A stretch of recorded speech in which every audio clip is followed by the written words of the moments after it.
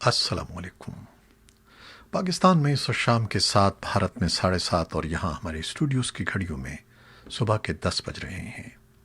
Voice of America Washington کی Urdu service سے میں ہوں خالد حمید، خبروں کے ایک بلٹن کے ساتھ۔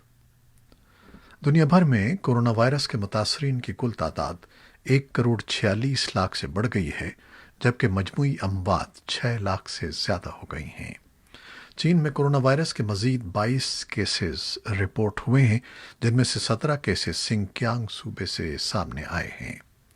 آسٹریلیا کے حکام نے خدشہ ظاہر کیا ہے کہ کورونا وائرس کے پھیلاؤ میں کمی آنے میں مزید 1 ہفتہ لگ سکتا ہے۔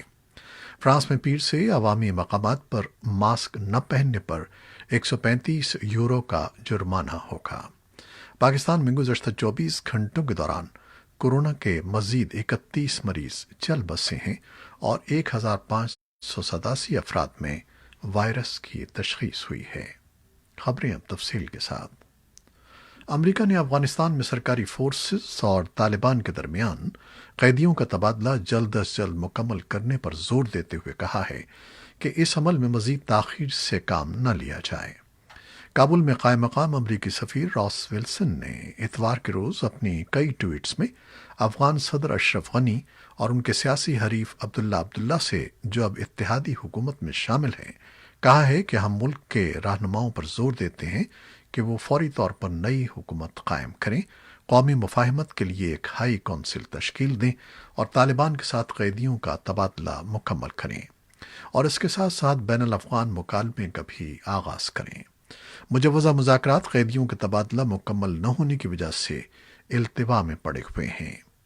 اتوار کے روز طالبان نے کابل حکومت پر نکتہ چینی کرتے ہوئے کہا کہ وہ بین الافغان بات چیت کی راہ میں رکاوٹیں پیدا کر رہے ہیں۔ طالبان کا کہنا تھا کہ جب تک تمام افغان قیدی رہا نہیں کیے جائیں گے، تب تک وہ بین الافغان مذاکرات میں شریک نہیں ہوں گے۔ انہوں نے افغان حکومت کے اس عذر کو بہانہ قرار دیا کہ غیر ملکی حکومتیں باقی ماندہ طالبان قیدیوں کی رہائی نہیں چاہتیں۔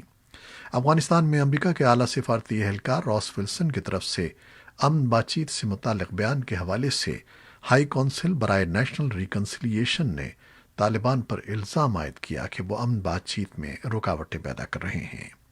کونسل کے ترجمان فریدون خزون کا کہنا ہے کہ افغان حکومت امن بات چیت شروع کرنے کے لیے تیار ہے، تاہم طالبان اب تک اس کے لیے تیار نہیں ہیں۔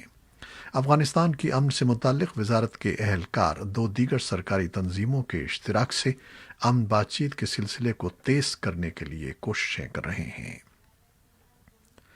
پاکستان کے لیے افغانستان کے نمائندہ خصوصی محمد عمر داؤدزئی نے کہا ہے کہ بین الافغان مذاکرات مہینوں نہیں بلکہ چند ہفتوں میں شروع ہو سکتے ہیں۔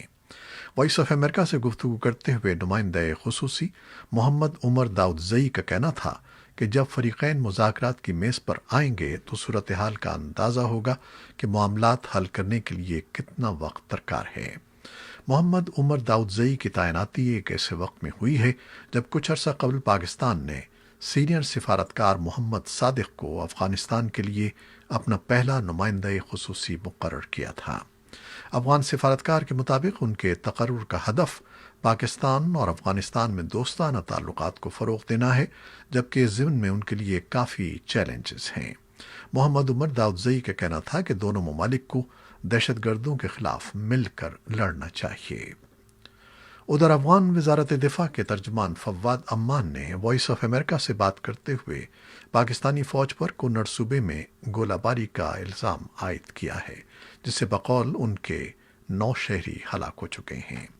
اس بارے میں پاکستانی حکام کی طرف سے کوئی بیان جاری نہیں کیا گیا ہے، اور ایسوسی ایٹڈ پریس کی خبر کے مطابق متنازعہ کشمیر کے بھاری فوجی سرحدی علاقے میں بھارت اور پاکستان کے فوجیوں کے درمیان فائرنگ سے بھارتی خاندان کے 3 افراد ہلاک جبکہ 2 پاکستانی زخمی ہو گئے ہیں۔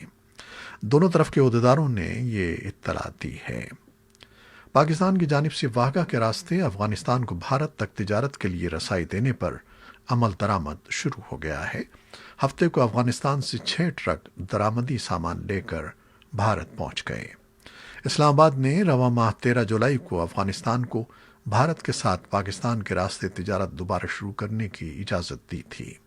افغانستان سے سبزیوں، خشک میوہ جات اور دیگر تازہ پھلوں سے لدے 5 ٹرک بھارت روانہ ہوئے۔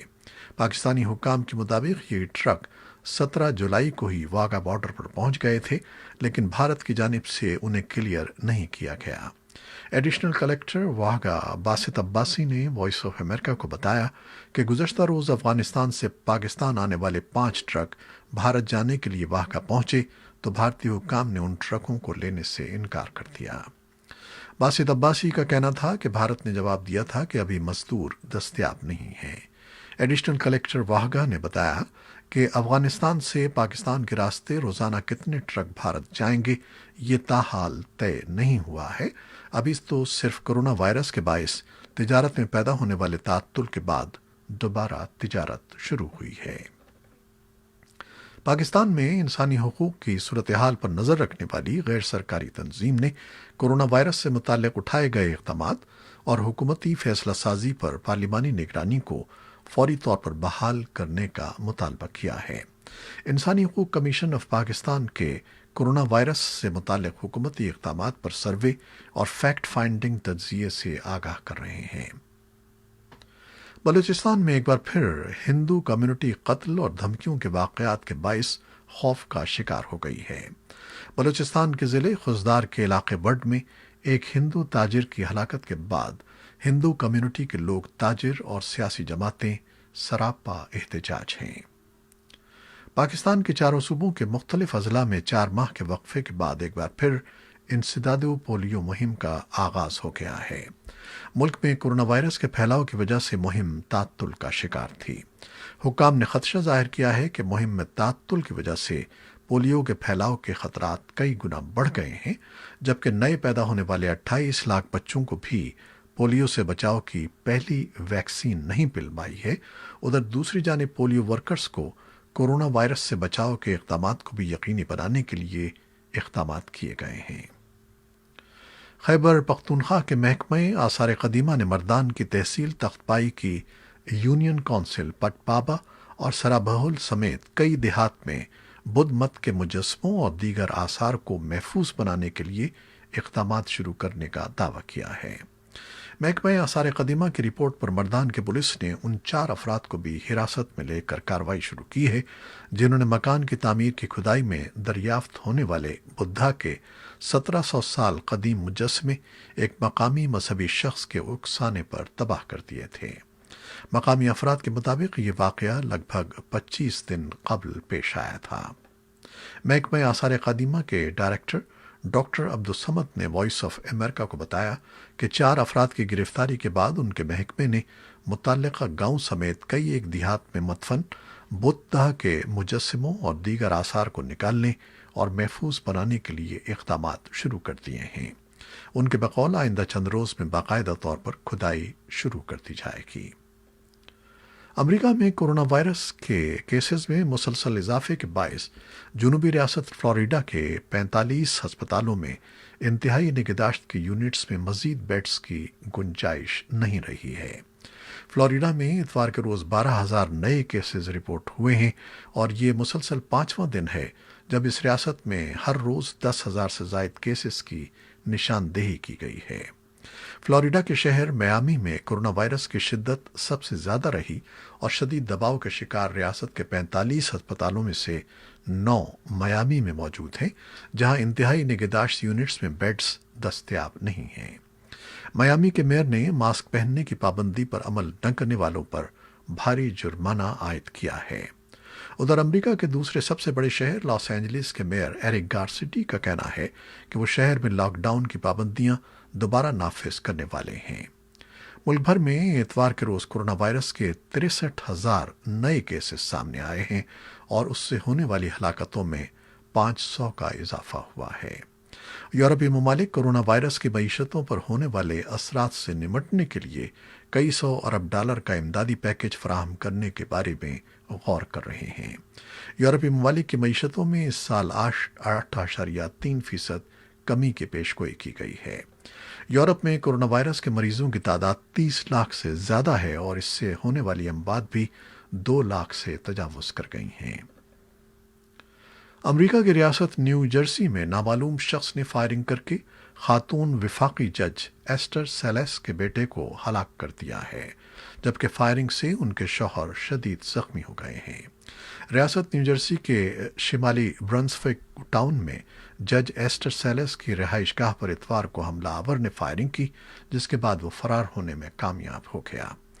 چیف ڈسٹرکٹ جج فریڈ اولسن نے خبر رساں ادارے ایسوسی ایٹڈ پریس کو بتایا ہے کہ فائرنگ کے نتیجے میں جج سیلس کا 20 سالہ بیٹا موقع پر ہلاک ہو گیا، جبکہ ان کے خاوند مارک اینڈریل زخمی ہوئے ہیں۔ جوڈیشل آفیسر نے نام ظاہر نہ کرنے کی شرط پر بتایا ہے کہ حملہ آور ڈیلیوری بوائے بن کر آیا تھا، جس نے گھر میں گھس کر فائرنگ کی، تاہم اس وقت ایسٹر سیلس گھر کے تہہ خانے میں موجود تھیں، جنہیں کوئی نقصان نہیں پہنچا۔ حکام کا کہنا ہے کہ فائرنگ کے واقعے میں ایک ملزم کے ملوث ہونے کا امکان ہے جو فرار ہو گیا ہے۔ امریکہ کے وفاقی تحقیقاتی ادارے نے بھی اتوار کی شب اپنے ایک ٹویٹ میں کہا ہے کہ وہ فائرنگ کرنے والے ایک ملزم کی تلاش میں ہیں۔ ترکی کے صدر رجب طیب اردوان نے اتوار کو اچانک آیا صوفیہ کا دورہ کیا، جسے گزشتہ ہفتے ہی ترکی کی عدالت نے تاریخی میوزیم سے مسجد میں بدلنے کا حکم دیا تھا۔ عدالتی فیصلے کے بعد استنبول میں واقع آیا صوفیہ میں 24 جولائی کو کئی دہائیوں کے بعد پہلی مرتبہ نماز جمعہ ادا کی جائے گی، جس کی تیاریاں سرکاری سطح پر کی جا رہی ہیں۔ آیا صوفیہ میں نماز کی تیاریوں کا جائزہ لینے کے لیے صدر اردوان اپنے وزراء کے ہمراہ اتوار کو وہاں پہنچے۔ اردوان کے اس دورے کے دوران آیا صوفیہ کے اندر لی جانے والی تصاویر کو صدر اردوان کے آفیشیل ٹویٹر اکاؤنٹ سے شیئر بھی کیا گیا ہے۔ حکام کا کہنا ہے کہ نماز جمعہ میں 500 افراد کو شرکت کی اجازت دی جائے گی۔ تاحال یہ واضح نہیں ہے کہ آیا صدر اردوان خود بھی 24 جولائی کو آیا صوفیہ میں نماز ادا کریں گے یا نہیں۔ آیا صوفیہ کو میوزیم سے مسجد میں تبدیل کیے جانے پر یونیسکو سمیت کئی عالمی ادارے اور مغربی ممالک سخت تنقید کر رہے ہیں۔ کیتھولک مسیحیوں کے روحانی پیشوا پوپ فرانسس نے آیا صوفیہ کے میوزیم سے دوبارہ مسجد بنانے کے فیصلے پر کہا ہے کہ انہیں اس سے شدید صدمہ پہنچا ہے۔ کورونا وائرس، خانہ جنگی اور اقتصادی بحران کے باوجود شام میں اتوار کو پارلیمانی انتخابات کے لیے ووٹنگ ہوئی۔ ہر چند کے مختلف جماعتوں نے اس انتخاب میں حصہ لیا ہے، مگر ان میں سے کوئی بھی جماعت بشار الاسد کی پارٹی کے لیے بڑا چیلنج ثابت نہیں ہوگی۔ شام کی پارلیمنٹ کی 250 نشستوں کے لیے کل اتوار کو ووٹ ڈالے گئے۔ شام میں خانہ جنگی کے دوران یہ تیسرے انتخابات ہیں۔ کورونا وائرس کی وجہ یہ انتخابات دوبارہ ملتوی کیے جا چکے تھے۔ مکمل احتیاطی تدابیر کو ملحوظ رکھتے ہوئے ووٹنگ کا عمل مکمل کیا گیا۔ یہ تھیں وہ خبریں جو فیس بک لائیو پر ہم نے آپ کے لیے پیش کی۔ ویب سائٹ اور یوٹیوب پر ہمارے یہ بلیٹن پوسٹ کر دیا جاتا ہے، جسے آپ بعد میں بھی دیکھ سکتے ہیں۔ خالد حمید کو اجازت دیجیے گا۔ اللہ حافظ۔